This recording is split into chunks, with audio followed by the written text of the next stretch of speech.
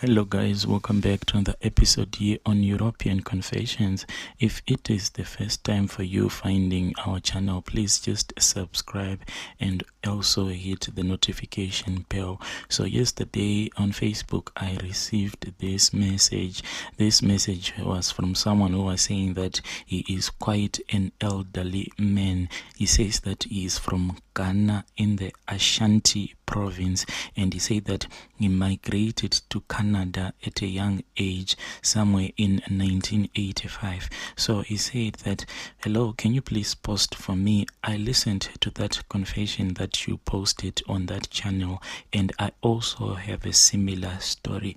What happened is that somewhere in 1983, 1985, I dated this girl, and we were both still in school, and our relationship was a secret one because we didn't want our parents to know that we were dating.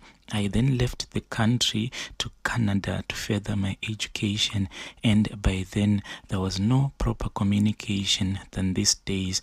I then spent 6 years doing my degree. When I graduated, I came back home for a little while. Then the first thing that I wanted to do when I got home was to see my long-term girlfriend, whom I had left many years ago, and I had been missing her for quite a long time. And when I had left Ghana for Canada, I had promised her that no other woman was going to get in between us. And for all those years that I had been in Canada, I had been faithful towards my girlfriend, and she had promised me that no man was going to take my place. So the first thing that I did when I had arrived home, I rested for a little while. Then the whole village came to see me. You know what Africa is like when someone is coming from abroad. Everyone wanted to have a piece of me. Then after that, I left home to see my girlfriend. What surprised me is that why didn't she bother to come and see me? Those were the questions that were hitting me very hard each and every day.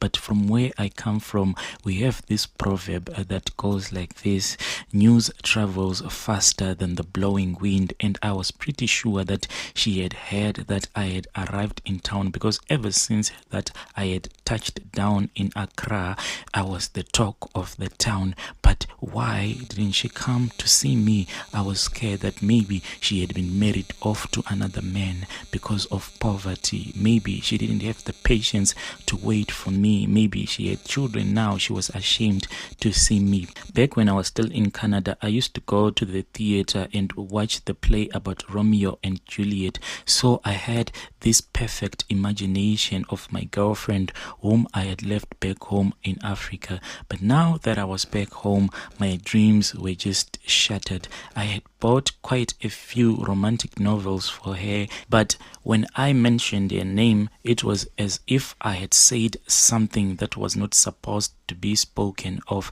Everyone just went quiet. I asked my mother, is she married now? Does she have children? But my mother did not reply. There was a little bit of quietness in the house until one of my little sister, she just said to me, no, she is dead. Then she hit my sister with a wooden broom that it just broke in half. She was so angry at my little sister. She was like, "Nywe, nywe, nywe, I go slap that your uncircumcised mouth." Just to prove a point, I told myself that I was going to see my girlfriend. My mother was so against it, but I told her that I was now a grown up. I could make my own decisions. So as the sun was setting, I began to walk to the next village, to the place where my girlfriend was staying. It was a couple of kilometers. So by the time that I arrived at her place, it was past 7 p.m. But what shocked me is that when I arrived at her home, she was standing outside by the gate. But I asked her, why are you standing outside alone by this time of the night? Where are you coming from? She then said to me, I knew that you were coming. And I said, how did you know that I was coming? She just told me that she felt it in her blood that I was coming. Then she just came outside and she was waiting for me. But I told her that this was a surprise visit. So to quiet me down, she just came, then she hugged me. And as she was hugging me, I felt my heart melting as she was holding me. We kissed and we kissed a lot. Then she told me that she felt so hot for me and she wanted more of me. Then she told me that we had to go somewhere. I asked her, where do you want us to go? Then she told me that there is this other friend of hers. We can go and sleep over at her friend's place. I asked her, what about the parents of your friends? Then she told me that her friends had traveled on a journey to Kumasi. They wanted to see some relatives there, so they are not going to be back home for 2 weeks, so we can go there and have a good time. We walked, we chased each other, we kissed, we hugged. We sat down, we pretended as if we were making love to each other on the side of the road. Then we will chase each other again, then we will kiss each other. Finally, we arrived at her friend's place. Then I checked my pocket. I had lost that ring. I had forgotten it maybe at my place. I was such a fool. This was the perfect opportunity for me to propose to my girlfriend. We made love. I was so shocked that she was still a virgin, and at her age, I was happy. She kissed me and she said, "Can you see that I have been faithful to you? Are you sure that you didn't enter between the legs of a white woman? Because if you did, I am going to skin you alive." That was the perfect night of my life. Then the morning came. What I remember is that when I woke up, I looked at the beautiful golden sun as it was rising up. Then she came, she hugged me. Then she told me that you are no longer going to see me again. I looked at her and I said, "My queen, what are you talking about? Don't you know that the reason why I came here is that so that we can get married? Then I can take you back to Canada. I'm not going to give up on you." Then she told me that, "Let me just go and bath my face. I'll be back. I will tell you everything." Then I waited for her. I waited and I waited until I fell asleep. The next thing, when I woke up, I felt so sick. I was so fatigued. I don't know why. But when I looked up, I was surrounded by her relatives. The face that I could clearly recognize was her mother's face, and she was crying. Then they asked me, "What were you doing by her graveside?" I was surprised. Then I told them what had happened throughout the night. Her mother broke down and cried.